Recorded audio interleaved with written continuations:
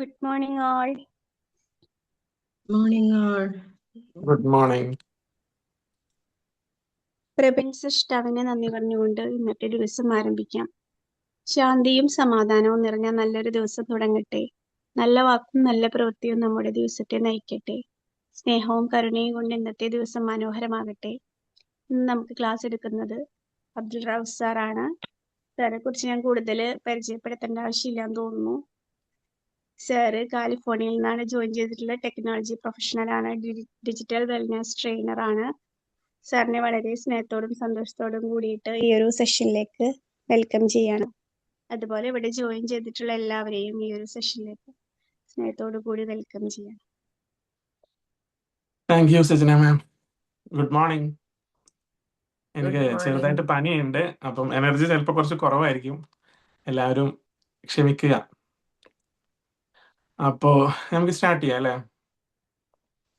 Social media വളരെയധികം പ്രചാരത്തിലുള്ള ഒരു കാലത്താണ് നമ്മൾ ജീവിക്കുന്നത് അല്ലെ. വളരെ പെട്ടെന്ന് വാർത്തകൾ ലോകത്തിന്റെ പല ഭാഗത്തും എത്തിച്ചേരാറുണ്ട്. മുമ്പത്തെ അപേക്ഷിച്ച് നമ്മൾ ഈ പത്രങ്ങൾ വായിക്കുന്നതൊക്കെ കുറവാണെന്ന് എനിക്ക് തോന്നുന്നത്. ന്യൂസിനൊക്കെ വേണ്ടി നമ്മൾ സോഷ്യൽ മീഡിയയാണ് ആശ്രയിക്കുന്നത്. അപ്പൊ ഈ സോഷ്യൽ മീഡിയയേക്കാൾ പ്രചാരത്തിൽ നേടിയ ഒരു സംഗതിയെ കുറിച്ചാണ് നമ്മൾ ഇന്ന് സംസാരിക്കാനായിട്ട് പോകുന്നത്. നിങ്ങൾ ടോപ്പിക്ക് ശ്രദ്ധിച്ച് കാണും. ഫേക്ക് ന്യൂസ്, അതായത് വ്യാജ വാർത്തകൾ എന്ന് മലയാളത്തിൽ പറയും. സത്യമാണെന്നുള്ള രൂപേണ പ്രചരിക്കുന്ന സത്യമല്ലാത്ത വാർത്തകളാണ് പൊതുവിൽ വ്യാജ വാർത്തകൾ എന്ന് പറയുന്നത്. അത് ന്യൂസ് പേപ്പറിലാവാം, അല്ലെങ്കിൽ ഒരു ഫേസ്ബുക്ക് പേജിലാവാം, ഇൻസ്റ്റാഗ്രാമിലാവാം, എവിടെയാവാം. ഒരു സാധാരണ നമ്മൾ പൊതുവിൽ പറയാറുണ്ട്, സത്യം ചെരിപ്പിടുമ്പോഴേക്കും കള്ളം കടൽ കടന്നിട്ടുണ്ടാവുന്നു. അത്രയും സ്പീഡിലാണ് ഇന്ന് വ്യാജ വാർത്തകൾ പ്രചരിക്കുന്നത്. നമ്മുടെ സമൂഹത്തിനെ തമ്മിലടിപ്പിക്കാനൊക്കെ പറ്റുന്ന വളരെ വലിയൊരു ക്യാൻസർ എന്ന് നമുക്ക് വേണമെങ്കിൽ ഇതിനെ വിളിക്കാം. അപ്പൊ എന്തിനൊക്കെ വേണ്ടിയിട്ടായിരിക്കും നമ്മൾ പലപ്പോഴും ഈ വ്യാജ വാർത്തകൾ പ്രചരിപ്പിക്കുന്നത്? ഇത് രണ്ട് രൂപത്തിൽ ഉണ്ടാവും. ഒന്ന്, ഇന്റൻഷണൽ ആയിട്ട് ചെയ്യുന്നവരുണ്ടാവും, അതായത് മനഃപൂർവ്വം വ്യാജ വാർത്തകൾ പ്രചരിപ്പിക്കുന്നതും. അറിയാതെ ചെയ്യുന്നവരുണ്ടാവും. നമ്മളൊക്കെ പലപ്പോഴും അറിയാതെ ഷെയർ ചെയ്യാറുണ്ട് അല്ലെ ന്യൂസുകൾ, അതിന്റെ ഓതന്റിസിറ്റി ഒന്നും ചെക്ക് ചെയ്യാതെ. അപ്പൊ എന്തിനാണ് ഇത് നമുക്ക് നോക്കാം. എന്തിനു വേണ്ടിയിട്ടാണ് ഇത്തരം വാർത്തകൾ പലപ്പോഴും പ്രചരിപ്പിക്കുന്നത് എന്ന് നോക്കാം. ഏറ്റവും പ്രധാനം അറ്റൻഷൻ കിട്ടാനായിട്ട്. ഇന്ന് പോസിറ്റീവ് ന്യൂസുകളെക്കാൾ നെഗറ്റീവ് ന്യൂസുകൾക്കാണ് വളരെയധികം പ്രചാരം കിട്ടുന്നത്. ഇപ്പൊ ഒരു ന്യൂസ് ചാനൽ ആണെങ്കിൽ അവര് ഒരു നെഗറ്റീവ് ആയിട്ടുള്ള വാർത്ത കൊടുത്താലാണ് കൂടുതൽ വ്യൂസ് കിട്ടുന്നത്, കൂടുതൽ ഷെയർ ചെയ്യപ്പെടുന്നത്, കൂടുതൽ ലൈക്കുകൾ കിട്ടുന്നത്, കൂടുതൽ ആളുകളിലേക്ക് അത് എത്തുന്നത് നെഗറ്റീവ് ആയിട്ടുള്ള വാർത്തകളാണ്. പോസിറ്റീവ് ആയിട്ടുള്ള വാർത്തകൾ ആളുകൾക്ക് വേണ്ട പൊതുവിൽ. അപ്പൊ ഇങ്ങനെ അറ്റൻഷൻ കിട്ടാനായിട്ട് ഒരു വ്യക്തി ആവാം, അല്ലെങ്കിൽ ഒരു പാർട്ടി ആവാം, ഒരു ന്യൂസ് ചാനൽ ആവാം, അവർക്ക് അറ്റൻഷൻ കിട്ടാനായിട്ട് അവർ പലപ്പോഴും സത്യമാണെന്നുള്ള രൂപേണ ചെറിയ മാറ്റങ്ങളൊക്കെ വരുത്തിയിട്ട് വാർത്തകൾ പ്രചരിപ്പിക്കാറുണ്ട്. അതുപോലെ തന്നെ സാമ്പത്തിക ലാഭത്തിന് വേണ്ടിയിട്ട് അല്ലെ. ഇപ്പം ട്രേഡ് മാർക്കറ്റ് അല്ലെ, കേട്ടിട്ടില്ലേ? ഷെയർ മാർക്കറ്റ് ഒക്കെ വളരെ പെട്ടെന്നാണ് ന്യൂസുകൾ കാരണം ഉയരുകയും താഴുകയും ചെയ്യുക. ഇപ്പൊ യുദ്ധമൊക്കെ നടന്നിരുന്ന സമയത്ത് യുദ്ധത്തിനെ പറ്റിയുള്ള പല വാർത്തകളും വന്നിരുന്നു. അത് കാരണം കമ്പനികളുടെ വാല്യൂസ് അല്ലെ കുറയും കൂടിയും ഒക്കെ ചെയ്തിരുന്നു. അപ്പൊ അതിനു വേണ്ടിയിട്ടും ആളുകൾ വ്യാജ വാർത്തകൾ പ്രചരിപ്പിക്കാറുണ്ട്. പിന്നെ പലപ്പോഴും പൊതുവായിട്ടുള്ള അഭിപ്രായ രൂപീകരണത്തിനായിട്ട്, അത് പൊളിറ്റിക്സിലാവാം, അല്ലെങ്കിൽ മതപരമായിട്ടുള്ള അഭിപ്രായ രൂപീകരണത്തിനൊക്കെ ആയിട്ടല്ലേ. ഇപ്പം മറ്റു പാർട്ടികളെ കുറിച്ച്, പൊളിറ്റിക്സ് ആണെങ്കിൽ മറ്റൊരു പാർട്ടിയെ കുറിച്ച് മോശമായ വാർത്തകൾ, അവരെ കുറിച്ച് ആളുകൾ മോശം ധരിച്ചോട്ടെ എന്നുള്ള രൂപത്തിൽ എന്ന് വിചാരിച്ചിട്ട് വാർത്തകൾ പ്രചരിപ്പിക്കും. മറ്റു മതസ്ഥരെ മോശമാക്കി കാണിക്കാനായിട്ടെല്ലാം വ്യാജ വാർത്തകൾ പ്രചരിപ്പിക്കാറുണ്ട്. അതുപോലെ തന്നെ കൺഫ്യൂഷൻ ഉണ്ടാക്കാനായിട്ട്, ആളുകളിൽ ഭയവും കൺഫ്യൂഷൻ ഉണ്ടാക്കാനായിട്ട്. കേരളത്തിൽ 2018 പ്രളയം നടന്നത്. പക്ഷെ ഇപ്പോഴും മഴക്കാലമായി കഴിഞ്ഞാൽ നമുക്ക് പ്രളയത്തിന്റെ അന്നത്തെ വീഡിയോസ് ഫേസ്ബുക്കിൽ കാണാൻ പറ്റും അല്ലേ. അപ്പൊ ആളുകളുടെ ഒരു ഭയം ജനിപ്പിക്കുക, ആളുകളെ കൺഫ്യൂസ്ഡ് ആക്കുക, അന്നത്തെ വീഡിയോസ് അതേപോലെ എടുത്ത് ഇപ്പോഴാണ് നടക്കുന്നത് എന്നുള്ള രൂപത്തിൽ പ്രചരിപ്പിക്കുക. ഇതും ചില ആളുകൾ ഇന്റൻഷനലി ചെയ്യുന്നതായിരിക്കും, ചില ആളുകൾ തമാശ രൂപേണ ചെയ്യുന്നതായിരിക്കും, ചില ആളുകൾ ഇത് അറിയാതെ ചെയ്യുന്നതായിരിക്കും. പക്ഷെ എന്നാലും ഇതുണ്ടാക്കുന്നത് ഒരു ഫിയർ എന്ന് പറയുന്ന ഒരു സംഗതിയാണ്, അല്ലെങ്കിൽ ഒരു കൺഫ്യൂഷൻ. സത്യമാണോ അല്ലയോ എന്ന് അറിയാൻ പറ്റാത്തൊരവസ്ഥ ജനങ്ങളിൽ ഉണ്ടാക്കുന്നുണ്ട്. പിന്നെ ഏറ്റവും പ്രധാനപ്പെട്ടതാണ് റെപ്യൂട്ടേഷൻ ഇല്ലാതാക്കാൻ. പൊളിറ്റീഷ്യൻസിന്റെ, സെലിബ്രിറ്റീസിന്റെ, നമ്മുടെ നാട്ടിൽ അറിയപ്പെടുന്ന വ്യക്തികളുടെ റെപ്യൂട്ടേഷൻ ഇല്ലാതാക്കാനും വ്യാജ വാർത്തകൾ പൊതുവിൽ ഉപയോഗിക്കാറുണ്ട്. പിന്നെ ഇതിനകത്ത് ഏറ്റവും ചർച്ച ചെയ്യപ്പെടേണ്ട ഒന്നാണ് പ്രൊപ്പഗണ്ടയുടെ ഭാഗമായിട്ട് ഒരു മതവിഭാഗത്തിനെതിരായിട്ടോ, അല്ലെങ്കിൽ ഒരു രാഷ്ട്രീയ പാർട്ടിക്കെതിരായിട്ടോ, ഒരു ജനസമൂഹത്തിനെതിരായിട്ട്, അല്ലെങ്കിൽ ഒരു രാജ്യത്തിന് തന്നെ എതിരായിട്ട് ഒരു പ്രൊപ്പഗണ്ടയുടെ ഭാഗമായിട്ട് ഇന്ന് സോഷ്യൽ മീഡിയയിൽ നമ്മൾ ഒത്തിരി വാർത്തകൾ കാണാറുണ്ട്. അതിൽ പകുതിയിൽ കൂടുതലും അവാസ്തവമായിരിക്കും, അല്ലെങ്കിൽ അർദ്ധസത്യങ്ങളായിരിക്കും. അപ്പൊ ഇത്രയും കാര്യങ്ങൾക്കൊക്കെ വേണ്ടിയിട്ടാണ് പൊതുവില് ഈ വ്യാജ വാർത്തകൾ, അതായത് ഫേക്ക് ന്യൂസുകൾ ആളുകൾ ഉണ്ടാക്കുന്നതും പ്രചരിപ്പിക്കുന്നതും. പലതരം ഫേക്ക് ന്യൂസുകൾ ഉണ്ട് അല്ലേ? ഒന്നാമത്തേത് ഫുള്ളി ഫോൾസ് ആയിട്ടുള്ള ഇൻഫർമേഷൻ. ഇപ്പൊ ഒരു ഉദാഹരണം പറഞ്ഞു കഴിഞ്ഞാൽ, ലോകം 2000 വർഷത്തിനുള്ളിൽ അവസാനിക്കും എന്ന് നാസ കണ്ടുപിടിച്ചു. നാസയിൽ അങ്ങനെ റിസർച്ചേ നടന്നിട്ടുണ്ടാവില്ല, പക്ഷെ ഇൻസ്റ്റാഗ്രാമിൽ ആരെങ്കിലും ഒരാൾ ജസ്റ്റ് പോസ്റ്റ് ചെയ്യും, അത് പിന്നീട് ഭയങ്കര പ്രചാരം നേടും. ലോകം അവസാനിക്കാൻ പോകണം. നമ്മൾ പലപ്പോഴും കേട്ടിട്ടുണ്ടല്ലേ, 2000 ലോകം അവസാനിക്കും, 2010 അവസാനിക്കും, 2020 അവസാനിക്കും. ഇങ്ങനെയുള്ള വാർത്തകൾ നമ്മൾ എപ്പോഴും കേൾക്കുന്നതാണ്. അതുപോലെ നമുക്കെല്ലാം റിലേറ്റ് ചെയ്യാൻ പറ്റുന്ന ഒന്നാണ് ഈ സ്കൂള് അവധി. മഴ പെയ്യുമ്പോൾ ഉടനെ കലക്ടറുടെ പേജിൽ പോയി നോക്കും. അത് ചിലപ്പോഴൊക്കെ കലക്ടർ അവധി പ്രഖ്യാപിക്കും. ഇനി ചില കുട്ടികൾ അവധി പ്രഖ്യാപിക്കാത്തത് കാണുമ്പോൾ അവരങ്ങ് അടിച്ചിറക്കും, അവധി പ്രഖ്യാപിച്ചിട്ടുണ്ട്, നാളെ സ്കൂൾ അവധിയാണ്. ഇതെല്ലാം കംപ്ലീറ്റ്ലി ഫോൾസ് ആയിട്ടുള്ള ഇൻഫർമേഷൻ ആണ്. പക്ഷെ നമ്മുടെ ഒരു ആഗ്രഹത്തിന്റെ നമ്മൾ ആഗ്രഹിക്കുന്ന കാര്യങ്ങൾ നമ്മൾ ന്യൂസ് ആയിട്ട് കാണുമ്പോൾ നമ്മളത് വിശ്വസിക്കാനുള്ള സാധ്യതയുണ്ട് എന്നുള്ളതാണ്. പിന്നെയാണ് ഏറ്റവും പ്രധാനപ്പെട്ട ഒന്ന്, മിസ്ലീഡിംഗ് ആയിട്ടുള്ള ഹെഡ്ലൈൻസ്. നടി മകളോട് ചെയ്തത് കണ്ടാൽ നിങ്ങൾ ഞെട്ടും എന്നുള്ളൊരു വാർത്ത. അത് കാണുമ്പോൾ നമ്മൾ എന്താ വിചാരിക്കുക, നടി മകളോട് എന്തോ ദ്രോഹം ചെയ്തു അല്ലേ?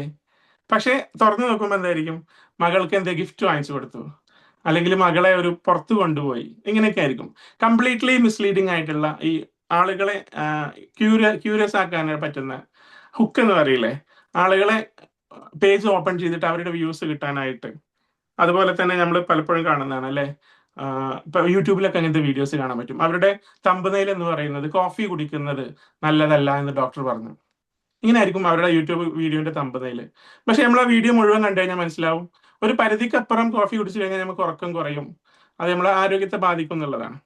അപ്പൊ ഇങ്ങനെ മിസ്ലീഡിംഗ് ആയിട്ടുള്ള, ഈ നമ്മൾ പറയാറില്ലേ, ആനയും കുഴിയാനയും തമ്മിലുള്ള വ്യത്യാസമായിരിക്കും ഹെഡ്ലൈനും അതുപോലെ അതിനകത്തുള്ള കണ്ടന്റും എന്ന് പറയുന്നത്. അത്തരം മിസ്ലീഡിംഗ് ആയിട്ടുള്ള ഹെഡ്ലൈൻസ് നമുക്കിന്ന് കാണാനായിട്ട് സാധിക്കും. അതുപോലെ ഇന്ന് AI കാലമാണ്. നമുക്ക് എന്ത് വേണമെങ്കിലും എഡിറ്റ് ചെയ്യാൻ വളരെ ഈസി ആയിട്ടല്ലേ, വലിയ സ്കില്ലൊന്നും ആവശ്യമില്ല. അപ്പൊ ഇന്നത്തെ കാലത്ത് പ്രചരിക്കുന്ന ഏറ്റവും വലിയൊരു സംഗതിയാണ് എഡിറ്റഡ് ആയിട്ടുള്ള വീഡിയോസ്, എഡിറ്റഡ് ആയിട്ടുള്ള ഫോട്ടോസ്, എഡിറ്റഡ് ആയിട്ടുള്ള കണ്ടന്റ്സ് എല്ലാം. ഇന്ന് നമുക്ക് ആരുടെ പേരിൽ വേണമെങ്കിലും എഡിറ്റഡ് വീഡിയോസ് ഉണ്ടാക്കാൻ വളരെ നിമിഷ നേരം കൊണ്ട് സാധിക്കും അല്ലേ? അപ്പൊ ഈ സെലിബ്രിറ്റീസിൻ്റെത്, അതുപോലെ പൊളിറ്റീഷ്യൻസിൻ്റെത്, അവരുടെ റെപ്യൂട്ടേഷൻ തകർക്കാനായിട്ടും പലരും അവരുടെ ഒരു മാനസിക ഉല്ലാസത്തിന് വേണ്ടിയിട്ടൊക്കെ ഇങ്ങനെ ചെയ്യാറുണ്ട്. അതുപോലെ തന്നെ റൂമേഴ്സ് കേട്ടിട്ടില്ലേ? നമ്മുടെ നടൻ ശ്രീനിവാസൻ മരിക്കുന്നതിന് മുമ്പ് എത്രയോ തവണ നമ്മൾ കണ്ടിട്ടുണ്ട് ശ്രീനിവാസൻ മരണപ്പെട്ടു എന്ന് പറഞ്ഞിട്ടുള്ള വാർത്തകൾ. ഇപ്പം ജീവിച്ചിരിക്കുന്ന സലീം കുമാർ, മുമ്പ് ഇന്നസെന്റ് മരണപ്പെട്ടു, അങ്ങനെയൊക്കെയുള്ള വാർത്തകൾ സ്ഥിരമായിട്ട് നമ്മൾ കാണുന്നതാണ്. ഇതെല്ലാം പലപ്പോഴും നമ്മൾ തമാശയാണെന്ന് പറയുമെങ്കിലും അതൊരു വ്യാജ വാർത്തയാണ്, അല്ലാതെ ആളുകളിൽ റോങ് ആയിട്ടുള്ള ഇൻഫർമേഷൻ ആണ് കൊടുക്കുന്നത്. ഗോസിപ്പുകൾ. ഇപ്പൊ ഈ തമിഴ്നാട്ടില് വിജയ് മുഖ്യമന്ത്രിയായ സമയത്ത് കേട്ട ഏറ്റവും വലിയ ഗോസിപ്പാണ് തൃഷയാണ് ഉപമുഖ്യമന്ത്രി ആവാൻ പോകുന്നത്, അവർ കല്യാണം കഴിക്കാൻ പോകുന്നു അല്ലേ? അപ്പൊ ഇതിലൊക്കെ എത്രത്തോളം വാസ്തവം ഉണ്ടെന്ന് നമുക്ക് അറിയില്ല, നമ്മൾ അങ്ങ് ഷെയർ ചെയ്യാണ് നമ്മുടെ ഒരു സന്തോഷത്തിനായിട്ട്. അതുപോലെ ഒറിജിനൽ ആണെന്നുള്ള രൂപത്തിൽ ഫോൾസ് ആയിട്ടുള്ള, ഫേക്ക് ആയിട്ടുള്ള പേജുകൾ ഉണ്ടാക്കുക. ഇപ്പൊ BBC വെബ്സൈറ്റ് എന്ന് പറയുന്നത് bbc.com എന്നാണ്. അപ്പൊ അതിന് പകരം bbc-24news.com, എന്നിട്ട് BBC അതേ ലോഗോ ഉണ്ടാവും, കാണാനൊക്കെ അതേപോലെ തന്നെ ആയിരിക്കും. വെബ്സൈറ്റിന്റെ ലിങ്ക് മാത്രമേ വ്യത്യാസം ഉണ്ടാവുള്ളൂ. അതിനകത്ത് എന്നിട്ട് ലോക വാർത്തകൾ, യുദ്ധത്തിനെ കുറിച്ചുള്ള വാർത്തകൾ, ലോകത്തെ മാർക്കറ്റിനെ കുറിച്ചുള്ള വാർത്തകളൊക്കെ കൊടുക്കും. കംപ്ലീറ്റ്ലി മിസ്ലീഡിംഗ് ആയിട്ടുള്ള തെറ്റായ വാർത്തകൾ. നമ്മുടെ ഈ ഇറാനിൽ യുദ്ധം നടന്നിരുന്ന സമയത്ത് അൽ ജസീറ എന്ന് പറയുന്ന ചാനലാണ് കൂടുതലായിട്ടും ഈ മിഡിൽ ഈസ്റ്റിലുള്ള വാർത്തകളൊക്കെ നമുക്ക് എത്തിച്ചേരുന്നത്. അൽ ജസീറയുടെ പേജിൽ ഇഷ്ടംപോലെ പേജുകളുണ്ട്, അൽ ജസീറയുടെ പേരിൽ ഫേസ്ബുക്കിൽ നോക്കിയാൽ കാണാൻ പറ്റും. നമുക്ക് വളരെ ബുദ്ധിമുട്ടാണ് ഏതാണ് ഒറിജിനൽ എന്ന് കണ്ടുപിടിക്കാനായിട്ട്. അപ്പൊ ഇത്തരം രീതിയിലും വ്യാജ വാർത്തകൾ പ്രചരിപ്പിക്കുന്നുണ്ട് എന്നുള്ളതാണ്. എല്ലാവർക്കും മനസ്സിലായെന്ന് കരുതുന്നു. അപ്പൊ ഇനി ഏറ്റവും പ്രധാനപ്പെട്ട ചോദ്യം, ഒരു പൗരൻ എന്നുള്ള നിലയിൽ നമ്മുടെ കടമയാണല്ലേ ഇത്തരം വ്യാജ വാർത്തകൾ പ്രചരിപ്പിക്കാതിരിക്കുക എന്നുള്ളത് അല്ലെ? നമ്മളായിട്ട് മറ്റുള്ളവർക്ക് ഫേക്ക് ന്യൂസുകൾ പ്രചരിപ്പിച്ച് അതിന്റെ കോൺസിക്വൻസസിന് നമ്മൾ കാരണമാവരുത്. അപ്പൊ എങ്ങനെ ഇത് കണ്ടുപിടിക്കാം? എങ്ങനെയാണ് നമുക്കൊരു ന്യൂസ് കണ്ടു കഴിഞ്ഞാൽ അത് ഫേക്ക് ആണോ ഒറിജിനൽ ആണോ എന്ന് മനസ്സിലാവുന്നത്? അതിനുള്ള കുറച്ച് ടെക്നിക്സും കൂടെ പറഞ്ഞിട്ട് ഞാൻ വൈൻഡ് അപ്പ് ചെയ്യാം. ഞാൻ പറഞ്ഞ നേരത്തെ ഒരു പനിയുടെ ഒരു പ്രശ്നമുണ്ട്, അതുകൊണ്ട് ഷോർട്ട് ആക്കിയതാണ്. ഏറ്റവും പ്രധാനം സോഴ്സ് ചെക്ക് ചെയ്യാം. നാസയുടെ പേരിൽ ഒരു വാർത്ത കണ്ടു കഴിഞ്ഞാൽ നമ്മൾ പലപ്പോഴും കാണാറുണ്ട് അല്ലെ, ഇന്ന് പകല് ഇരുട്ടായിരിക്കും. കണ്ടിട്ടില്ലേ ഇങ്ങനത്തെ വാർത്തകള്? നാളെ ഫുള്ള് ഇരുട്ടായിരിക്കും. അപ്പം നാസയുടെ പേരിൽ ഒരു വാർത്ത കണ്ടു കഴിഞ്ഞാൽ അത് നാസയുടെ പേജിൽ പോയി നോക്കുക. ഫേസ്ബുക്കിലും ഇൻസ്റ്റാഗ്രാമിലൊക്കെ ആണെങ്കിൽ നമുക്ക് വെരിഫൈഡ് എന്ന് പറയുന്ന ഒരു ബ്ലൂടിക്ക് ഉണ്ടാവും. വെരിഫൈഡ് പേജുകൾക്ക് മാത്രമുള്ളതാണ് ആ ബ്ലൂടിക്ക് എന്ന് പറയുന്നത്. അപ്പൊ നമ്മൾ കാണുന്ന ലിങ്ക് ഓപ്പൺ ചെയ്യുമ്പോൾ നമുക്ക് കിട്ടുന്നത് ബ്ലൂടിക്ക് ഉള്ള പേജാണോ എന്ന് നോക്കുക. ബ്ലൂടിക്ക് ഇല്ലാത്തൊരു പേജ് ആണെങ്കിൽ, പ്രത്യേകിച്ചും വലിയ മാധ്യമ സ്ഥാപനമൊക്കെ ആണെങ്കിൽ വെരിഫൈഡ് ആവാനുള്ള സാധ്യതയാണ് കൂടുതൽ. 90% മാധ്യമ സ്ഥാപനങ്ങൾക്കും വെരിഫൈഡ് പേജ് ആയിരിക്കും. അപ്പൊ ബ്ലൂടിക്ക് അല്ലാത്തൊരു പേജ് ആണെങ്കിൽ ഒന്ന് നോക്കുക, ഇത് സത്യമാവാനുള്ള സാധ്യത കുറവാണെന്ന് നമ്മൾ മനസ്സിലാക്കണം. പിന്നെ എപ്പോഴും റീഡ് ബിയോണ്ട് ഹെഡ്ലൈൻ. നമുക്ക് ഇന്ന് ഏറ്റവും പ്രചാരത്തിൽ കിട്ടുന്ന ഒരു സംഗതി എന്താണെന്ന് വെച്ചാൽ ഈ പോസ്റ്ററുകളാണ്, അല്ലെ? കാർഡുകള്. ന്യൂസ് ചാനലുകളുടെ പേരിൽ ഒരു കാർഡ് ഉണ്ടാവും. ഇതാണ് നമ്മൾ സ്റ്റാറ്റസ് ആക്കുന്നതും ഷെയർ ചെയ്യുന്നതും. ഈ കാർഡിലുള്ളത് വായിച്ചിട്ട് ഇത് സത്യമാണ് അല്ലെങ്കിൽ എന്താണെന്ന് തീരുമാനിക്കുന്നതിന് മുമ്പ് അത് ശരിക്കുള്ള ന്യൂസ് പോയി നോക്കുക. ഹെഡ്ലൈന് കണ്ടിട്ട് ഒരു സംഗതി തീരുമാനിക്കുന്നതിന് മുമ്പ് അതിനകത്ത് കയറി നോക്കുക, അതിനകത്ത് എന്താണ് കൊടുത്തിരിക്കുന്നത് എന്ന്. ഇന്നിപ്പം മിക്കവാറും മാധ്യമ സ്ഥാപനങ്ങളും ആളുകളെ ഹുക്ക് കിട്ടാൻ വേണ്ടി, ആളുകളെ അറ്റൻഷൻ കിട്ടാനായിട്ട് ഇത്തരം രൂപത്തിൽ കാർഡുകൾ ഇറക്കാറുണ്ട്. എന്നാൽ നമ്മൾ അകത്ത് കയറി കഴിഞ്ഞാൽ ഈ പറയുന്നത് സത്യമായിരിക്കും, പക്ഷെ ചെറിയ മാറ്റങ്ങൾ ഉണ്ടാവും. ചെറിയ മാറ്റങ്ങളുള്ള രൂപത്തിലായിരിക്കും ആ ഒരു വാർത്ത കൊടുക്കുന്നത്. അപ്പൊ എപ്പോഴും ഹെഡ്ലൈൻ വായിച്ചിട്ട് നമ്മളൊരു കാര്യം തീരുമാനിക്കാൻ നിൽക്കരുത്. മുഴുവൻ വാർത്തകളും വായിക്കുക എന്നുള്ളത് നമ്മൾ ശീലമാക്കുക. ഇപ്പൊ നമുക്കെല്ലാം ക്യാപ്സുൾ രൂപത്തിൽ കിട്ടാനാണ് ആഗ്രഹം, അല്ലെ? നമുക്ക് മുഴുവൻ വായിക്കാൻ സമയമില്ല. പക്ഷെ അങ്ങനെ ഒരിക്കലും ചെയ്യരുത്. മുമ്പൊക്കെ നമ്മൾ പത്രം വായിക്കുന്നത് ഓർമ്മയുണ്ടോ? ഇപ്പൊ ഞാനൊക്കെ ചെറിയ കുട്ടിയായിരുന്ന സമയത്ത് നമ്മൾ എല്ലാ പേജും കുത്തിയിരുന്ന് വായിക്കും. ഈവൻ നമുക്ക് അറിയാവുന്ന ന്യൂസ് ആണെങ്കിൽ പോലും വീണ്ടും വീണ്ടും വായിക്കാറുണ്ട്. പക്ഷെ ഇന്ന് നമ്മൾ ഹെഡ്ലൈനുകൾ മാത്രം കണ്ട്, ഇപ്പൊ ന്യൂസ് ആണെങ്കിലും ഹെഡ്ലൈനുകൾ മാത്രം കണ്ടിട്ട് നമ്മൾ അത് വിശ്വസിക്കുക എന്നുള്ളതാണ്. അപ്പൊ ഒരിക്കലും ഹെഡ്ലൈൻ കണ്ടിട്ട് ഒരിക്കലും ഒരു തീരുമാനത്തിൽ എത്താതിരിക്കുക. പിന്നെ ഏറ്റവും പ്രധാനപ്പെട്ടതാണ് ഓഥർ വെരിഫൈ ചെയ്യുക എന്നുള്ളത്. ഇത് ആരാണ് എഴുതിയിരിക്കുന്നത്? ഈ എഴുതിയ ആൾ ഇപ്പൊ ഒരു മെഡിക്കൽ അഭിപ്രായം പറയുകയാണ്, ഒരു അസുഖത്തിനെ കുറിച്ച് അഭിപ്രായം പറയുകയാണെങ്കിൽ അയാൾ ഡോക്ടറാണോ, അയാൾക്ക് ഈ വിഷയത്തിൽ അറിവുണ്ടോ എന്ന് നോക്കുക. അല്ലെ, ഒരു എഞ്ചിനീയറിംഗ് കൺസ്ട്രക്ഷനെ കുറിച്ച് പറയുകയാണെങ്കിൽ അയാൾ എഞ്ചിനീയർ ആണോ? അതല്ല എന്നുണ്ടെങ്കിൽ സാമ്പത്തികമായിട്ടുള്ള ഒരു സംഗതി പറയുകയാണെങ്കിൽ അയാൾ ഒരു എക്കണോമിസ്റ്റ് ആണോ? ആരാണ് ഓഥർ എന്ന് നോക്കുക, അയാളുടെ ഓതന്റിസിറ്റി നോക്കുക, അയാളുടെ ക്രെഡിബിലിറ്റി, അയാളുടെ മുൻ റൈറ്റ് അപ്സ് നോക്കുക, അയാൾ എഴുതിയ കാര്യത്തിൽ എത്രത്തോളം സത്യമുണ്ട് എന്ന് നോക്കുക. ഇന്ന് നമുക്ക് ഒരുപാട് ലൈക്കുകളുള്ള പേജുകളൊക്കെ കാണാൻ പറ്റും, പക്ഷെ പറയുന്നത് പച്ചക്കള്ളായിരിക്കും. ലൈക്ക് കിട്ടാനെന്ന് വളരെ എളുപ്പമാണ്. എങ്ങനെയാന്ന് വെച്ചാൽ ഈ ഒരുപാട് ബോട്ടുകൾ ഉണ്ട്, ചാറ്റ് ബോട്ട്, AI ബോട്ടുകൾ. നമ്മൾ പോസ്റ്റ് ഇടുമ്പോഴേക്ക് അങ്ങ് ലൈക്കുകൾ അങ്ങ് കുമിഞ്ഞുകൂടും. അപ്പൊ ഒരിക്കലും ലൈക്കുകളുടെ എണ്ണം കണ്ടിട്ട് അയാൾ ഒറിജിനൽ ആയിരിക്കും അല്ലെങ്കിൽ അയാൾ പറയുന്ന കാര്യങ്ങളെല്ലാം സത്യമായിരിക്കും എന്ന് വിശ്വസിക്കാതെ ആ ഓഥറുടെ ക്രെഡിബിലിറ്റിയും ഓഥറുടെ ഓതന്റിസിറ്റിയും ഒക്കെ നമ്മൾ വെരിഫൈ ചെയ്യണം എന്നുള്ളതാണ്. അതുപോലെ തന്നെയാണ് ഡേറ്റ് നോക്കുക എന്നുള്ളത്. ഇത് നമ്മൾ പലപ്പോഴും മിസ്സായി പോകുന്ന ഒരു സംഗതിയാണ്, അല്ലെ? 2 വർഷം മുമ്പത്തെ വാർത്തയൊക്കെ ആയിരിക്കും നമ്മൾ ഇപ്പൊ ഷെയർ ചെയ്യുന്നത്. പ്രത്യേകിച്ചും വാട്സാപ്പ് ഫോർവേഡുകൾ. വാട്സാപ്പിൽ വരുന്ന ഫോർവേഡുകൾ നിർബന്ധമായിട്ടും ഡേറ്റ് നോക്കണം. ഡേറ്റ് ഇല്ലാത്തതാണെങ്കിൽ ഒരിക്കലും ഷെയർ ചെയ്യരുത്. നമ്മൾ കാണാനില്ല എന്ന് പറയുന്ന വാർത്തകൾ, അതല്ലെങ്കിൽ റോഡിൽ ബ്ലോക്ക് ആണെന്ന് പറയുന്ന വാർത്തകൾ, അല്ലെങ്കിൽ ഒരു മഴ കാരണം ഒരു സ്ഥലത്ത് ഉരുൾപൊട്ടലുണ്ടായി, അങ്ങനെയൊക്കെയുള്ള വാർത്തകളൊക്കെ കാണുമ്പോൾ നമ്മൾ കൃത്യമായിട്ട് നിർബന്ധമായിട്ട് നോക്കേണ്ട ഒരു സംഗതിയാണ് അതിന്റെ ഡേറ്റ് എന്താണ് എന്നുള്ളത്. കാണുമ്പോഴേക്ക് അങ്ങ് ഷെയർ ചെയ്തിട്ട് എല്ലായിടത്തും എത്തിക്കുന്നതിന് പകരം ഡേറ്റ് നോക്കുക. വാട്സാപ്പിലാണെങ്കിൽ ഫോർവേഡഡ് മെനി ടൈംസ് എന്ന് പറഞ്ഞിട്ട് ഒരു ലേബൽ കാണാൻ പറ്റും. ശ്രദ്ധിച്ചിട്ടുണ്ടോ? ഒരുപാട് തവണ ഫോർവേഡ് ചെയ്ത മെസ്സേജുകൾ. ഇത്തരം മെസ്സേജുകൾ കാണുമ്പോൾ നിർബന്ധമായിട്ട് നമ്മൾ അതിന്റെ ഓതന്റിസിറ്റി വെരിഫൈ ചെയ്യണം. നമ്മളായിട്ട് മറ്റുള്ള ഗ്രൂപ്പുകളിലേക്കും മറ്റുള്ളവർക്കും അത് ഷെയർ ചെയ്യാതിരിക്കുക. പിന്നെ ഏറ്റവും പ്രധാനമാണ് മറ്റുള്ള സോഴ്സുമായിട്ട് വെരിഫൈ ചെയ്യുക എന്നുള്ളത്. നമ്മൾ മനോരമയിൽ ഒരു ന്യൂസ് കണ്ടാൽ അതിന്റെ വാസ്തവം അറിയാണ് 24-ലും റിപ്പോർട്ടറിലും കൂടെ ഒന്ന് നോക്കുക, ഈ വാർത്ത ശരിയാണോ? അല്ലെങ്കിൽ മഴയാണ്, കളക്ടർ അവധി പ്രഖ്യാപിച്ചു എന്ന് പറയുമ്പോൾ അതങ്ങ് വിശ്വസിച്ച് എല്ലാവരോടും പറയുന്നതിന് മുമ്പ് കളക്ടർ പേജിൽ പോയി നോക്കുക, കളക്ടർ അവധി പ്രഖ്യാപിച്ചിട്ടുണ്ടോ എന്നുള്ളത്. അപ്പൊ എപ്പോഴും നമ്മൾ എന്ത് തരം വാർത്ത കണ്ടാലും എന്ത് തരം ന്യൂസ് കണ്ടാലും ഒരു സെക്കൻഡറി സോഴ്സ് വെരിഫൈ ചെയ്യുക. ഇന്നാണെങ്കിൽ അത് വളരെ എളുപ്പമാണ്. നമുക്ക് ഗൂഗിളിൽ അടിച്ചു നോക്കിയാൽ കിട്ടും, അല്ലെങ്കിൽ ഫേസ്ബുക്കിൽ അതിന്റെ പേജിൽ പോയി നോക്കിയാൽ പറ്റും. AI ചോദിച്ചു കഴിഞ്ഞാലൊക്കെ നമുക്ക് ഇന്ന് അറിയാൻ പറ്റും. അപ്പൊ എപ്പോഴും ഷെയർ ചെയ്യുന്നതിന് മുമ്പ് നമ്മൾ രണ്ടാമത് സോഴ്സ് നോക്കിയിട്ട് അത് ഉറപ്പുവരുത്തുക എന്നുള്ളതാണ്. അടുത്തതെന്ന് പറയുന്നതാണ് ഇമോഷണൽ മാനിപ്പുലേഷനുള്ള കണ്ടന്റ് ഉണ്ടോ നോക്കുക. ഇവിടെയാണ് നമുക്ക് പലപ്പോഴും തെറ്റ് പറ്റാറുള്ളത്. നമ്മളൊരു ഒരു മതത്തിൽ വിശ്വസിക്കുന്ന ആളാണെങ്കിൽ, നമ്മളൊരു രാഷ്ട്രീയ പാർട്ടിയിൽ വിശ്വസിക്കുന്ന ആളാണെങ്കിൽ പൊതുവിൽ പറയില്ലേ നമ്മളെ കൂട്ടരെ എന്ന് പറയില്ലേ? ഇങ്ങനെ ഒരു പ്രയോഗം ഉണ്ട് നമുക്ക്, അല്ലെ? അവര് നമ്മളെ മതത്തിൽപ്പെട്ട ആളുകളാണ്. അപ്പം അവർക്ക് എതിരെ ഒരു ആക്രമണം നടന്നു അല്ലെങ്കിൽ അവരെ ആരോ ഉപദ്രവിച്ചു എന്ന് കാണുമ്പോൾ നമ്മളതങ്ങ് ഉടനെ അങ്ങ് ഇമോഷണലി നമ്മളതങ്ങ് ഏറ്റെടുക്കുകയാണ്. അതിൽ എത്രത്തോളം വാസ്തവം ഉണ്ടെന്ന് നമ്മൾ അന്വേഷിക്കാറില്ല. അപ്പൊ എപ്പോഴും ഇമോഷണൽ കണ്ടന്റ് ഉള്ള, ആളുകളെ തമ്മിൽ അടുപ്പിക്കുന്ന, ജനങ്ങളെ തമ്മിൽ അടുപ്പിക്കുന്ന തരം വാർത്തകൾ ഷെയർ ചെയ്യുന്നതിന് മുമ്പ് വാസ്തവം ഉണ്ടോ എന്ന് അന്വേഷിക്കുക എന്നുള്ളതാണ്. അതുപോലെ തന്നെ ബയാസ്, ഞാൻ നേരത്തെ പറഞ്ഞ പോലെ തന്നെ നമ്മളുടെ വിശ്വാസങ്ങൾക്ക് യോജിക്കുന്നതോ വിയോജിക്കുന്നതോ ആയിട്ടുള്ള ന്യൂസുകൾ ഷെയർ ചെയ്യുന്ന സമയത്ത് അതിനകത്ത് എന്തെങ്കിലും ബയാസ് ഉണ്ടോ എന്ന് നോക്കുക. ചില ചാനലുകൾ കണ്ടിട്ടില്ലേ, അവർ എപ്പോഴും ഒരു പാർട്ടിയെ സപ്പോർട്ട് ചെയ്തിട്ടായിരിക്കും ന്യൂസ് കൊടുക്കുക, അല്ലെങ്കിൽ അവർ ഒരു മതവിഭാഗത്തിനെ സപ്പോർട്ട് ചെയ്തിട്ടായിരിക്കും ന്യൂസ് കൊടുക്കുക. അപ്പൊ അത്തരം ന്യൂസുകൾ ഷെയർ ചെയ്യുമ്പോൾ അതിനകത്ത് എന്തെങ്കിലും ബയാസ് ഉണ്ടോ, അവര് ഉള്ള വാർത്ത മാനിപ്പുലേറ്റ് ചെയ്തിട്ടോ അല്ലെങ്കിൽ വളച്ചൊടിച്ചിട്ടാണോ അവർ കൊടുക്കുന്നത്? ഈ വളച്ചൊടിക്കലാണ് ഇന്ന് നടക്കുന്ന ഏറ്റവും വലിയ ഫേക്ക് ന്യൂസ് എന്ന് പറയുന്നത്.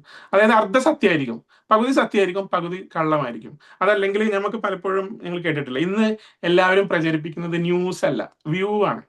നമ്മുടെ വ്യൂസ് എന്താണോ അതാണ് നമ്മൾ പ്രചരിപ്പിക്കുന്നത് എന്നുള്ളതാണ്. അപ്പൊ നമ്മുടെ വ്യൂസ് അതിൽ വന്നിട്ടുണ്ടോ, അല്ലെങ്കിൽ ഈ ന്യൂസ് കൊടുത്ത ആളുടെ വ്യൂസ് അതിൽ വന്നിട്ടുണ്ടോ എന്ന് നമ്മൾ ശ്രദ്ധിക്കണം എന്നുള്ളതാണ്. പിന്നെ ഒരു പോസ്റ്റർ കണ്ടു കഴിഞ്ഞാൽ അല്ലെങ്കിൽ ഒരു വാർത്ത കണ്ടു കഴിഞ്ഞാൽ അത് ശരിയാണോ എന്ന് നോക്കാനുള്ള ഏറ്റവും വലിയ വഴി ഗൂഗിളിൽ നോക്കുക എന്നുള്ളതാണ്. ഇനിയിപ്പോ ഒരു പോസ്റ്റർ ആണെങ്കിൽ റിവേഴ്സ് ഇമേജ് സെർച്ച് എന്ന് ആരെങ്കിലും കേട്ടിട്ടുണ്ടോ? നമുക്ക് ഗൂഗിളിനകത്ത് google.com reverse image search, google.com പോയി കഴിഞ്ഞാൽ റൈറ്റ് സൈഡിൽ ലെൻസ് എന്ന് പറയുന്ന ഒരു സംഗതി കാണാൻ പറ്റും. ഞാൻ അതിന്റെ സ്ക്രീൻഷോട്ട് വേണമെങ്കിൽ അയച്ചു തരാം. ഈ ലെൻസിൽ ക്ലിക്ക് ചെയ്താൽ നമുക്കൊരു ഫോട്ടോ സെലക്ട് ചെയ്തിട്ട് അതുമായിട്ട് ബന്ധപ്പെട്ട ലിങ്കുകൾ, വാർത്തകളൊക്കെ നമുക്ക് കിട്ടും. അപ്പൊ ഈ പോസ്റ്ററുകൾ കാണുമ്പം, കാർഡുകൾ കാണുമ്പം, ഇന്ന് ഏറ്റവും എഡിറ്റിംഗ് നടക്കുന്നത് ഈ ന്യൂസ് ചാനലുകളുടെ സ്ക്രീൻഷോട്ട് എടുത്തിട്ട്, അല്ലെ കളർ മാറ്റിയിട്ട്, അല്ലെങ്കിൽ അതിനകത്തുള്ള കണ്ടന്റ് മാറ്റിയിട്ടൊക്കെയാണ് ഇന്ന് ഏറ്റവും കൂടുതൽ വ്യാജ വാർത്തകൾ പ്രചരിക്കുന്നത്. അപ്പൊ ഈ ഗൂഗിൾ ലെൻസ് ഉപയോഗിച്ച് നമുക്ക് ഈ പറയുന്ന പോസ്റ്റർ ആണെങ്കിലും കാർഡാണെങ്കിലും സത്യമാണോ എന്ന് അറിയാൻ പറ്റും. അതല്ലെങ്കിൽ അതുമായിട്ട് ബന്ധപ്പെട്ട ന്യൂസുകൾ നമുക്ക് കിട്ടും. ഇപ്പൊ ഈ അടുത്ത് ഒരു പെരുന്നാളിന് 5 കിലോ ബസുമതി അരിയും 2 കിലോ നെയ്യും എല്ലാവർക്കും റേഷൻ കട വഴി വിതരണം ചെയ്യുന്നു പറഞ്ഞൊരു വാട്സാപ്പ് ഗ്രൂപ്പുകളിലൊക്കെ കറങ്ങി നടന്നിരുന്ന ഒരു സാധനമാണ്. അപ്പൊ അത് ഗൂഗിൾ ലെൻസിൽ കൊടുത്തു കഴിഞ്ഞാൽ നമുക്ക് മനസ്സിലാവും, മാതൃഭൂമിയിൽ ഒരു ന്യൂസ് വന്നിരുന്നു, അത് തെറ്റാണെന്നുള്ളത്. ഫ്രീ ആയിട്ട് കൊടുക്കുന്നില്ല, വേണ്ടവർക്ക് മാവേലി സ്റ്റോറിൽ പോയിട്ട് പൈസ കൊടുത്ത് വാങ്ങിക്കാമെന്നുള്ള രൂപത്തിലാണ് ആ വാർത്ത എന്നുള്ളത്. അപ്പൊ ഗൂഗിൾ ലെൻസ് ഉപയോഗിച്ചിട്ട് ഈ പോസ്റ്ററുകളാണെങ്കിലും കാർഡുകളാണെങ്കിലും വാസ്തവാണോ സത്യമാണോ എന്ന് അന്വേഷിക്കുക. പിന്നെ ഇന്ന് നമുക്ക് ഒരുപാട് ഫാക്ട് ചെക്കിംഗ് വെബ്സൈറ്റുകൾ അവൈലബിൾ ആണ്. ഞാൻ അതിന്റെ ലിങ്ക്, കുറച്ചെണ്ണത്തിന്റെ ലിങ്ക് ഗ്രൂപ്പിൽ അയച്ചു തരാം. അതിനകത്ത് പോയി നോക്കി കഴിഞ്ഞാൽ നമ്മുടെ വായിക്കുന്ന ന്യൂസുകളുടെ സത്യാവസ്ഥ അറിയാൻ പറ്റും. ഫാക്ട് ചെക്കിങ്ങിനായിട്ട് നമുക്ക് ഫേസ്ബുക്ക് ഉപയോഗിക്കാം. നമുക്ക് വ്യാജമാണെന്ന് തോന്നുന്ന വാർത്തകൾ റിപ്പോർട്ട് എന്ന് പറയുന്ന ഒരു ഓപ്ഷൻ ഉണ്ട്. ആ റിപ്പോർട്ട് എന്ന് പറയുന്ന ഓപ്ഷൻ കൊടുത്തു കഴിഞ്ഞാൽ ഫേസ്ബുക്ക് തന്നെ തേർഡ് പാർട്ടി കമ്പനികളെ വെച്ചിട്ട് അതിന്റെ ഫാക്ട് അന്വേഷിച്ചിട്ട് അവരത് ഇപ്പം സത്യമല്ല എന്ന് തോന്നിക്കഴിഞ്ഞാൽ അവരത് ഫേസ്ബുക്കിൽ നിന്ന് എടുത്ത് കളയും. അപ്പൊ അതിനുവേണ്ടി നമുക്ക് ഫാക്ട് ചെക്കിങ് ചെയ്യാൻ പറ്റും. ഇപ്പൊ നിങ്ങൾ ചില ന്യൂസുകളൊക്കെ കണ്ടു കാണും, അതിനകത്ത് താഴെ ഫേസ്ബുക്ക് എഴുതിയിട്ടുണ്ടാവും, അല്ലെ, ഇതിനകത്ത് ഫാക്ട് ഇല്ല എന്നുള്ളത്. അപ്പൊ ഫാക്ട് ചെക്കിംഗ് വെബ്സൈറ്റുകൾ ഉപയോഗിക്കുക, റിപ്പോർട്ടിംഗ് എന്ന് പറയുന്ന ഓപ്ഷൻ ഉപയോഗിക്കുക, ഫേസ്ബുക്കിൽ ഉപയോഗിക്കാം, ഇൻസ്റ്റാഗ്രാമിൽ ഉപയോഗിക്കാം, ഈവൻ വാട്സാപ്പിൽ നമുക്ക് റിപ്പോർട്ട് ഓപ്ഷൻ അവൈലബിൾ ആണ് എന്നുള്ളതാണ്. അപ്പൊ ഇത്രയൊക്കെയാണ് ഐഡന്റിഫൈ ചെയ്യാനായിട്ടുള്ള, ഫേക്ക് ന്യൂസ് ഐഡന്റിഫൈ ചെയ്യാനായിട്ടുള്ള വഴികൾ എന്ന് പറയുന്നത്. എല്ലാവർക്കും മനസ്സിലായെന്ന് കരുതുന്നു. അപ്പൊ ഞാൻ വൈൻഡപ്പ് ചെയ്യുന്നതിന് മുമ്പ് ഒരു ചെറിയ ഫോർമുലയും കൂടെ പറഞ്ഞു തരാം. ഷെയർ എന്ന് പറയുന്നത്, അല്ലെ, നമ്മൾ എപ്പോഴും ഷെയർ ചെയ്യാണ്, അതിന്റെ ഓരോ ലെറ്ററും. എസ് എന്ന് പറയുന്നത് സോഴ്സ് ഈസ് വെരിഫൈഡ്. നമ്മൾ ഷെയർ ചെയ്യുന്നതിന് മുമ്പ് ശ്രദ്ധിക്കേണ്ട കാര്യങ്ങൾ, സോഴ്സ് വെരിഫൈ ചെയ്തിട്ടുണ്ടോ എന്ന് നോക്കുക. എച്ച് എന്ന് പറയുന്നത്, അതിന്റെ ഹെഡ്ലൈൻ എന്ന് പറയുന്നത് റിയലിസ്റ്റിക് ആണോ, സത്യമാവാൻ എത്രത്തോളം സാധ്യത ഉണ്ടെന്ന് സ്വയം ചിന്തിക്കുക, അതോ എക്സാജറേറ്റഡ് ആയിട്ടുള്ള ഹെഡ്ലൈൻ ആണോ എന്നുള്ളത്. എ എന്ന് പറയുന്നത് ഓദർ, അതിന്റെ ഓദർ ക്രെഡിബിലിറ്റി ഉള്ള ആളാണോ, ഓദർ പറയുന്ന കാര്യങ്ങളെല്ലാം പൊതുവിൽ സത്യമാണോ, മുമ്പ് ഇതേ ആള് കൊടുത്തിരിക്കുന്ന ന്യൂസുകളിലെല്ലാം സത്യമുണ്ടോ എന്ന് നമ്മൾ അന്വേഷിക്കുക. ആർ എന്ന് പറയുന്നത് റെഫറൻസ് അവൈലബിൾ ആണോ. ഇന്ന് നമ്മൾ ഏത് ചാനൽ നോക്കിക്കഴിഞ്ഞാലും, BBC ആണെങ്കിലും വലിയ വലിയ മാധ്യമ സ്ഥാപനങ്ങളൊക്കെ ന്യൂസുകൾ കൊടുക്കുന്ന സമയത്ത് താഴെ അവർ റെഫറൻസ് കൊടുക്കും, അവർക്ക് എവിടെ നിന്നാണ് ഈ ന്യൂസ് കിട്ടിയത് എന്നുള്ളത്.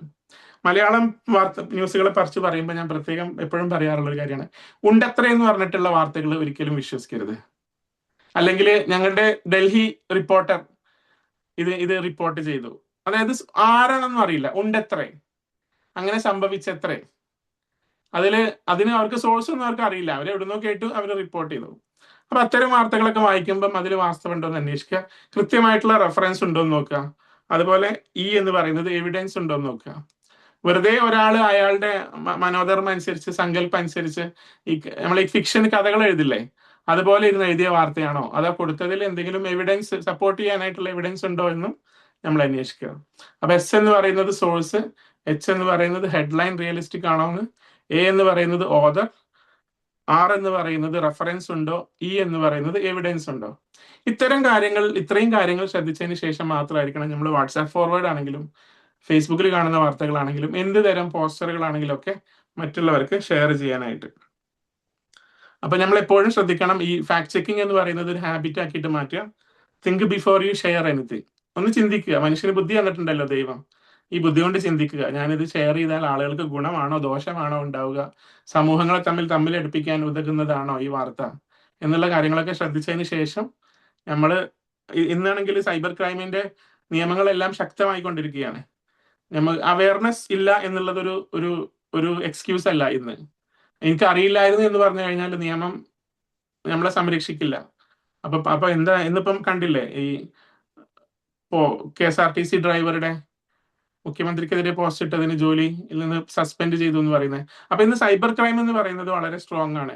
അപ്പൊ അതിലൊന്നും പോയി പെടാതിരിക്കാനായിട്ട്, അതുപോലെ തന്നെ ജോലി സംബന്ധമായിട്ട് നമ്മുടെ സോഷ്യൽ മീഡിയ പ്രസൻസ് എന്ന് പറയുന്നത് ഇന്ന് വളരെ ഇമ്പോർട്ടന്റ് ആണ്. മുമ്പൊന്നും കമ്പനികൾ അത് ചെക്ക് ചെയ്തിട്ടില്ലായിരുന്നു. ഇപ്പൊ ഞങ്ങൾക്ക് ഇവിടെയാണെങ്കിൽ 5 വർഷത്തെ സോഷ്യൽ മീഡിയ പ്രസൻസ് അവർ വെരിഫൈ ചെയ്യുന്നുണ്ട്. അതുപോലെ തന്നെ സോഷ്യൽ മീഡിയയിലുള്ള ഒരു സംഗതിയും ഒരിക്കലും എവിടെയും പോകുന്നില്ല. നമ്മൾ വിചാരിക്കും നമ്മുടെ സർക്കിളിനകത്തേ അത് കടന്ന് കറങ്ങുള്ളൂ. പക്ഷേ നമ്മൾ പറയുന്ന കാര്യങ്ങൾ, ഈ സ്ക്രീൻഷോട്ടുകളെല്ലാം പല സ്ഥലത്തും കറങ്ങി നടക്കുന്നുണ്ട്. നമ്മുടെ തന്നെ റെപ്യൂട്ടേഷനെയാണ് അത് ബാധിക്കുന്നത്, നമ്മുടെ ജോലിയെ ബാധിക്കും, നമ്മുടെ സമാധാനം പോവും, നമ്മുടെ ഫാമിലി ലൈഫിനെ ബാധിക്കും എന്നൊക്കെ മനസ്സിലാക്കി എന്ത് കാര്യമാണെങ്കിലും ഷെയർ ചെയ്യുന്നതിന് മുമ്പ് ഒന്ന് ചിന്തിക്കുക. അതിനുശേഷം മാത്രം ഷെയർ ചെയ്യുക. എല്ലാവർക്കും ഇഷ്ടപ്പെട്ടു എന്ന് കരുതുന്നു. കുറച്ചെങ്കിലും കാര്യങ്ങൾ കിട്ടിയെന്ന് കരുതുന്നു. Thank you. Good morning. Good morning ma'am.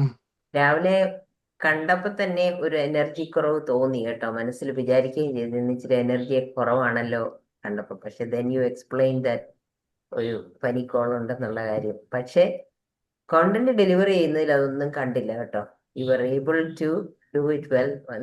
നല്ല എനർജിയോടുകൂടി തന്നെ കാര്യങ്ങൾ ഷെയർ ചെയ്തു. So Thank that you. Is one thing. Thank you so much. പിന്നെ പല കാര്യങ്ങളും ഇതിനെപ്പറ്റി എനിക്ക് ചോദിക്കാനുള്ള ഒന്ന്, ഈ നമ്മുടെ ഈ ഗൂഗിൾ ലെൻസ് ഇല്ലേ, ഗൂഗിൾ ലെൻസ് ഉപയോഗിക്കുന്ന പറയുന്നത് നമ്മൾ അതില് നമ്മൾ വേറെ എന്തിൻ്റെയും ഒരു ഫോട്ടോ എടുത്താലല്ലേ പറ്റത്തുള്ളൂ. അല്ലാതെ നമ്മളിപ്പോ ആ ഫോണിൽ ചെക്ക് ചെയ്തുകൊണ്ടിരിക്കുന്ന കാര്യത്തിന് ഈ ഗൂഗിൾ ലെൻസ് ഉപയോഗിക്കാൻ പറ്റില്ലല്ലോ. ഇല്ല ഇല്ല. ഓക്കെ. അതുപോലെ ഗൂഗിൾ ലെൻസ് അതിന്റെ ടെക്സ്റ്റ് റീഡ് ചെയ്യും. ആ അപ്പൊ വേണമെന്നുണ്ടെങ്കിൽ അതിന്റെ സ്ക്രീൻഷോട്ട് എടുത്തിട്ട് ലെൻസിൽ കൊടുത്താലും അപ്പൊ സ്ക്രീൻഷോട്ട് അറ്റാച്ച് ചെയ്യാനുള്ള ഒരു ഓപ്ഷൻ ഉണ്ടോ അവിടെ? വാട്സാപ്പിൽ ഒരു ഫോർവേഡ് ആണെങ്കിൽ അതിന്റെ സ്ക്രീൻഷോട്ട് എടുക്കുക, എന്നിട്ട് ലെൻസിൽ പോയിട്ട് ആ സ്ക്രീൻഷോട്ട് സെലക്ട് ചെയ്ത് കഴിഞ്ഞാൽ അതുമായിട്ട് ബന്ധപ്പെട്ട ലിങ്ക് എല്ലാം നമുക്ക് അവൈലബിൾ ആണ്. അപ്പൊ ലെൻസിന് ഫോട്ടോ എടുക്കുന്നത് മാത്രമല്ല നമുക്ക് അറ്റാച്ച് ചെയ്യാനുള്ള, ഞാനത് ശ്രദ്ധിച്ചിട്ടില്ല. അങ്ങനെ അതെ അപ്ലോഡ് ചെയ്യാൻ പറ്റും. നമ്മുടെ ഫോണിലുള്ള പിക്ചേഴ്സ് അപ്ലോഡ് ചെയ്യാൻ പറ്റും. ലെൻസ് ഇവർ ആക്ച്വലി ഡെവലപ്പ് ചെയ്തത് നമ്മൾ ഈ റിലേറ്റഡ് ആയിട്ടുള്ള ഇപ്പൊ നമ്മൾ നടന്നിങ്ങനെ പോകുന്ന സമയത്ത് ഒരു ചെടി കാണുമ്പോൾ ചെടിയുടെ ഫോട്ടോ എടുത്താൽ നമുക്ക് അതേപോലെയുള്ള ചെടികളുടെ ഫോട്ടോ കിട്ടും, അല്ലെങ്കിൽ അതെന്താണെന്ന് ഐഡന്റിഫൈ ചെയ്യാൻ പറ്റും. ഇതായിരുന്നു ഗൂഗിൾ ലെൻസ് തുടക്കത്തിൽ ഗൂഗിൾ ഡെവലപ്പ് ചെയ്തത്, ഈ ഒരു ഉദ്ദേശത്തിലാണ്. പക്ഷെ ഇന്ന് നമുക്കത് വളരെയധികം നന്നായിട്ട് യൂസ് ചെയ്യാൻ പറ്റും. കാരണം ഗൂഗിളിന്റെ ഒരു ഡാറ്റ എന്ന് പറയുന്നത് അവർക്ക് എല്ലാ വെബ്സൈറ്റിലെയും ഡാറ്റ അവരുടെ കയ്യിലുണ്ടല്ലോ. അപ്പൊ നമുക്ക് ഈ പ്രത്യേകിച്ച് ന്യൂസിൽ വരുന്ന കാർഡുകളൊക്കെ നമ്മൾ ഗൂഗിൾ ലെൻസിൽ കൊടുത്തു കഴിഞ്ഞാൽ അതുമായിട്ട് ബന്ധപ്പെട്ട് മറ്റ് ന്യൂസ് ചാനലുകളിൽ വന്ന വാർത്തകളെല്ലാം നമുക്ക് കാണാൻ പറ്റും.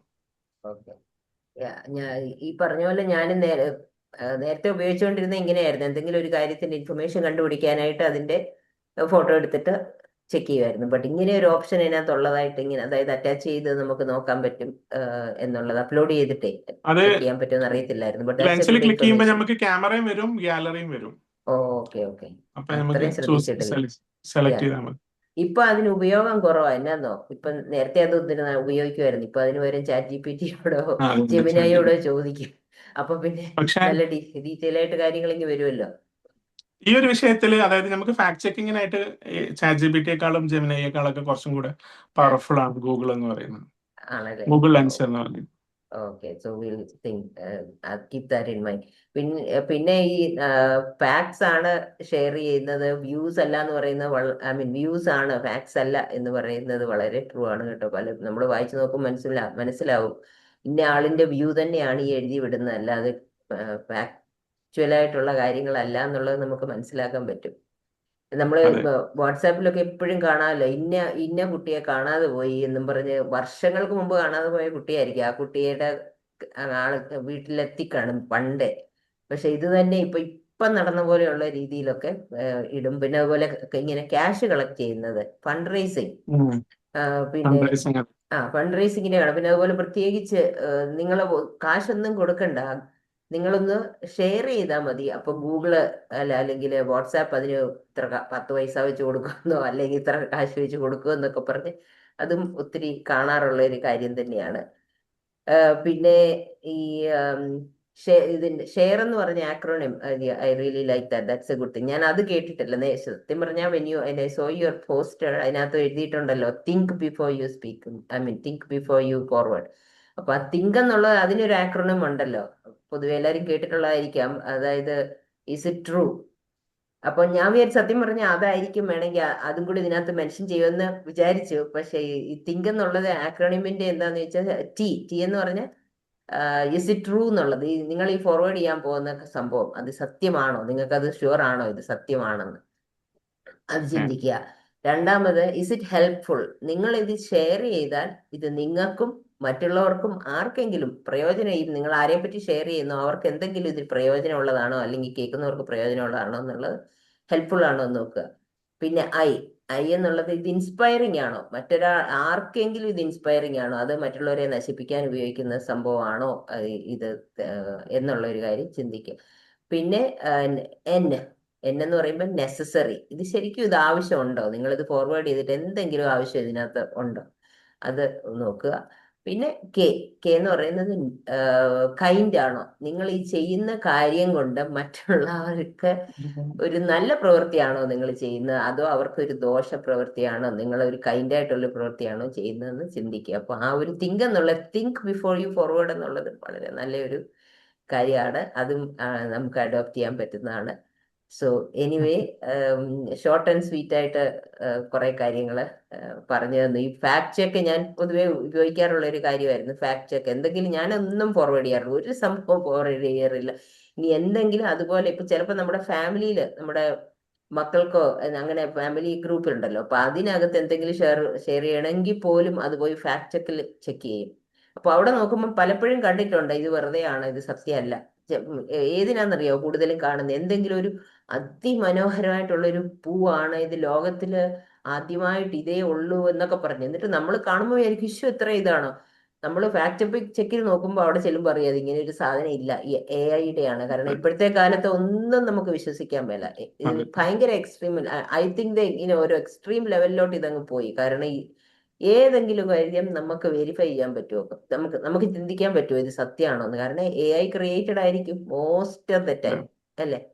അപ്പൊ ആ ഒരു കാര്യം അതവിടെ കിടപ്പുണ്ട്. പക്ഷെ നമ്മളത് ചിന്തിച്ച് തിങ്ക് ചെയ്ത് ഷെയർ എന്നുള്ള ആക്രോണിമും തിങ്ക് എന്നുള്ള ആക്രോണിമും ഒക്കെ ഉപയോഗിച്ച് നമ്മളത് ഫോർവേഡ് ചെയ്യുവോ ചെയ്യാതിരിക്കുകയോ ചെയ്യുക, കഴിയുന്നതും ചെയ്യാതിരിക്കുക. ഇത് ഷെയർ ചെയ്തിട്ട് എന്താണ് പ്രയോജനം?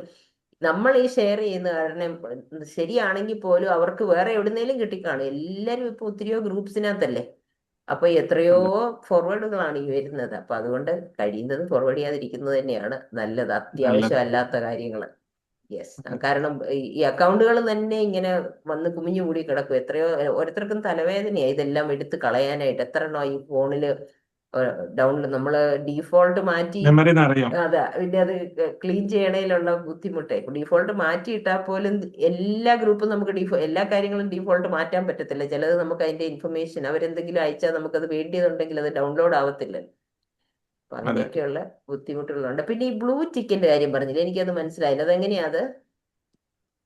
ബ്ലൂ ടിക്ക് എന്ന് പറയുന്നത് ഫേസ്ബുക്കിൽ എടുത്തു കഴിഞ്ഞാല് ഞാൻ എടുക്കാം. മനോരമ ന്യൂസിന്റെ ഒരു പേജ് എടുത്ത് നോക്കുക. ഫേസ്ബുക്ക് മനോരമ ന്യൂസ് കാണുന്നുണ്ടോ? ആ ടിവിയുടെ സൈഡിൽ കണ്ടോ ഒരു ടിക്ക് ബ്ലൂ കളറില്? ഒരു സെക്കൻഡ്.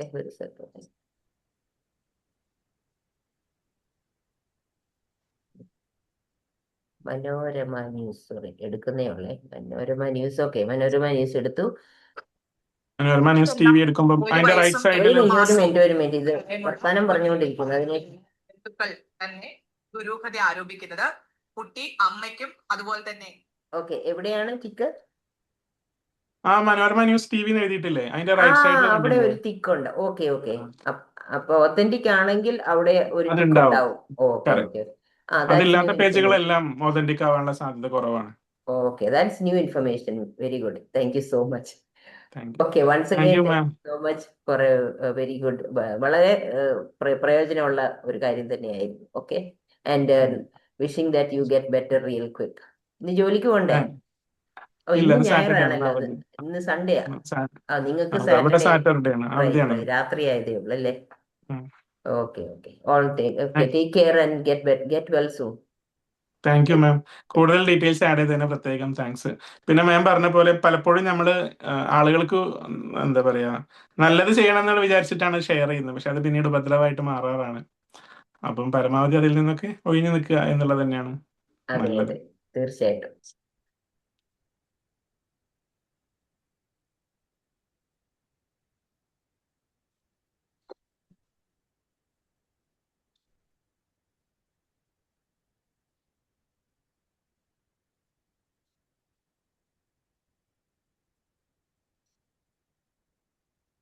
സജന മാം.